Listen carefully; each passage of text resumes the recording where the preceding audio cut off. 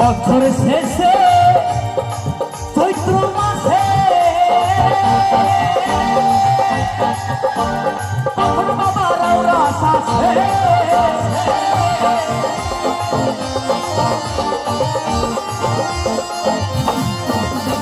বছর শেষে চৈত্র মাসে তখন বাবার রাস আসে হাজার হাজার পাগল এসে গেলে যায় মেলা হাজার হাজার পাগল এসে গেলে যায় মেলা বাবা তোমার দরবারে সব পাগলের বাবা তোমার দরবারে সব পাগলের মেলা